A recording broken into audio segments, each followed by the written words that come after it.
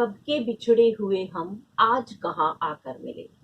करीब 4 दशक पहले शायर अनजान के एक गीत की यह पंक्तियां झालावाड़ जिले के भवानी मंडी में उस समय चरितार्थ हुई जब अपने माँ बाप से जुदा हुए बेटी को पुलिस ने 9 साल बाद वापस अपने जन्मदाताओं से मिलवा दिया। हालांकि 9 साल बाद इस परिवार को मिलाने के लिए पुलिस को कड़ी मशक्कत करनी पड़ी, लेकिन पुलिस ने हार नहीं मानी। मई 2011 में झालावाड़ जिले के भवानी मंडी के बडनूपुर निवासी मदन बंजारा की तीनों संतानों के एक घटना में उनसे बिछड़ गई। हालांकि करीब 15 दिन बाद मदन के 2 बच्चों को वापस मिल गए, लेकिन उनकी छोटी बेटी कृष्णा 9 साल तक कोई सुराग नहीं लगा। कृष्णा को मिलाने के लिए इस मिशन में शामिल हुए पुलिसकर्मी ने लीक से हटकर काम किया, इसलिए वो मानवता की मिसाल बन गई है। क्या नाम है बेटा आपका? मेरा नाम कृष्णा है। कहाँ रहते हैं आप? मैं बहादुरगढ़ में रहती थी और अब मेरे मम्मी पापा मिल गए तो मैं अपने घर रहती हूँ। नहीं, मम्मी पापा मिले हैं तो यानी कि कैसे मिले हैं आप? यहाँ से कैसे हरियाणा पहुँचे और उसके बाद कैसे आप भवानी मंडी पहुँचे हैं? क्या किस तरह का पूरा घटनाक्रम है आपका? पहले स्टार्टिंग में तो मैं गुम हो गई थी ट्रेन से, तो मुझे एक अंकल ने मुझे चौकी लेके गए, पुलिस चौकी में, और फिर मैं वहाँ पे थोड़े दिन रही और फिर मुझे वहाँ अनाथ आश्रम में छोड़ दिया, बहादुरगढ़ में सेक्टर 6 में जगन्नाथ आश्रम में। तो फिर उसके बाद मैं 9 साल वहीं रही और मैं अब पढ़ाई भी कर रही थी वहीं पे ही, और अपना स्पोर्ट्स में भी मैंने अपना आगे सोचा कि स्पोर्ट्स में भी आगे होंगी। तो फिर अब मेरे मम्मी पापा को राजेश कुमार ने ढूंढा और फिर इन पुलिस वाले सर ने ढूंढा, तो मुझे बहुत अच्छा लग रहा है। इन 9 साल के दौरान जब आपने वहाँ पर समय बिताया, उस दौरान आपको आपके मम्मी पापा की याद नहीं आई? आई थी, मैं तो बहुत रोई थी, बल्कि मैं स्टार्टिंग में गई थी जब 3-4 बार भाग भी गई थी वहाँ से, तो मुझे एक कमरे में बंद करके रखा था क्योंकि ताकि भागे ना। तो फिर मैं वहाँ पे थोड़ा थोड़ा रहने लग गई। मेरे से पूछा गया था कि कहाँ पे रहते हो और आपके मम्मी पापा का नाम, तो मैंने बूंदपुर बताया था। मुझे बोलना नहीं आता तो बूंदपुर बता दिया। मामा का नाम याद था और डूंगरपुर याद था, और मम्मी पापा का सबका नाम याद था अपने परिवार में जो भी था। और उन्होंने पहले मेरे कोशिश की थी मेरे घर को ढूंढने की, पर वो कर ही नहीं पाए, उनसे हुआ ही नहीं। तो फिर अब 2020 में करें 8 सितंबर को फ़ोन आया था सर का, तो सर पूछते गए मुझसे कैसे मम्मी पापा है और क्या क्या पहनते हैं, आसपास का गांव कैसा था एरिया। तो फिर मैंने बता दिया सारा कुछ और फिर मेरा घर मिल गया और मुझे बहुत खुशी हुई। फिर पहले मेरे को तो मेरी मैम लेके आई बाल भवन में झज्जर, और फिर मम्मी पापा भी वहीं पे ही थे। तो फिर हम वहाँ से ऑर्डर लेके और फिर सीधा घर पे आ गए, मौसी वगैरह से मिल के आए। सब कैसा महसूस हो रहा है अब 9 साल बाद, अब जब आपके परिवारजनों से मिले बहुत हैं? अच्छा महसूस हो रहा है मुझे, तो अब यहाँ से कहीं नहीं जाऊँगी। और रही बात पढ़ाई की, जिस तरह से आपने वहाँ पढ़ाई की, तो आगे भी क्या पढ़ाना चाहती हैं?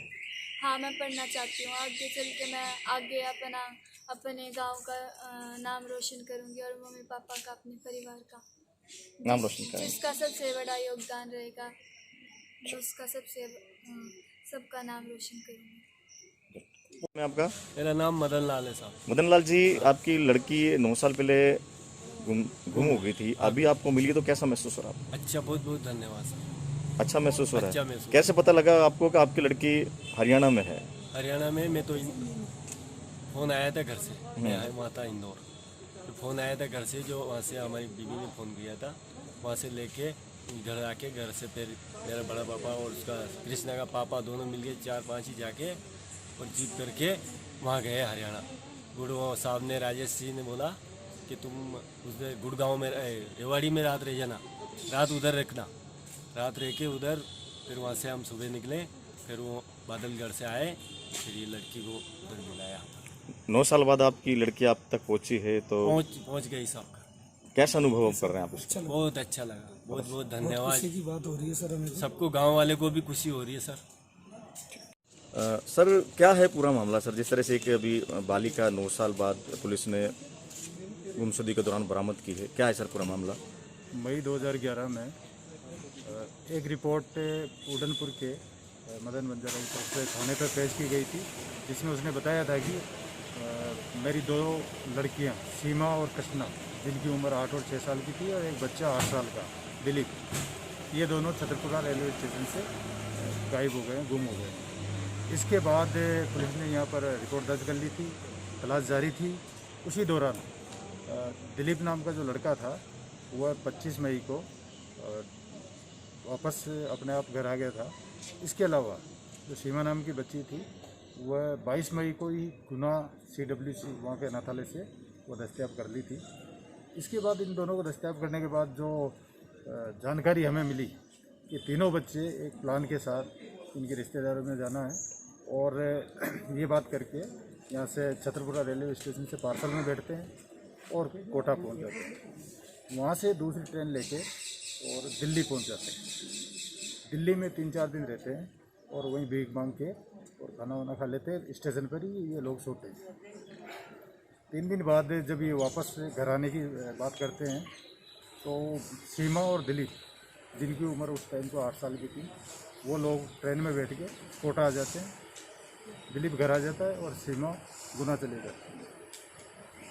जो सबसे छोटी बच्ची थी कृष्णा 6 साल की, वो रेलवे स्टेशन में ट्रेन में चढ़ते टाइम वहीं गिर जाती है और वो रेलवे पुलिस के हाथ लगती है। रेलवे पुलिस हरियाणा में एक बहादुरगढ़ रेलवे स्टेशन है झज्जर ज़िले में, वहाँ के अनाथालय में इसको रखती है।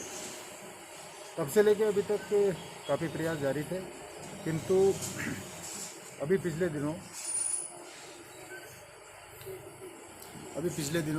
एक पंचकुला के एक ASI राकेश, जो मानव तस्करी यूनिट में ही काम करते हैं, और उनकी तरफ से एक मैसेज डूंगरपुर पुलिस को दिया गया था, और वो मैसेज किसी चैनल से मेरे पास आया, मेरे गनमैन के पास आया, और मैंने उसका फॉलोअप किया। राकेश ASI से बात करने के बाद में जो डाटा मैच किए, और उसके बाद मैंने कृष्णा के परिजनों से व्हाट्सएप कॉलिंग करा के कृष्णा से बात की, तो आपस में इनकी पहचान हो गई, और फिर टीम भेज के भवानी मंडी से और इनको लाने में कामयाब रहे। यानी कुल मिलाकर पुलिस ने ये जो सफलता हासिल की, काफ़ी लंबे प्रयासों के बाद इस तरह की कोई सफलता हासिल हुई। बच्चे को लाने के बाद जब इनसे चर्चा हुई तो काफ़ी इंटेलिजेंट है, और अभी 10th क्लास का ये एग्ज़ाम देगी, और इसी को ध्यान में रखते हुए हमारे SP साहब मैडम के द्वारा उनकी अनुशंसा से भवानी मंडी पुलिस के द्वारा इसकी पढ़ाई लिखाई के लिए इसको गोद लिया गया है, जिसकी लिए पूर्ण प्रयास करेंगे।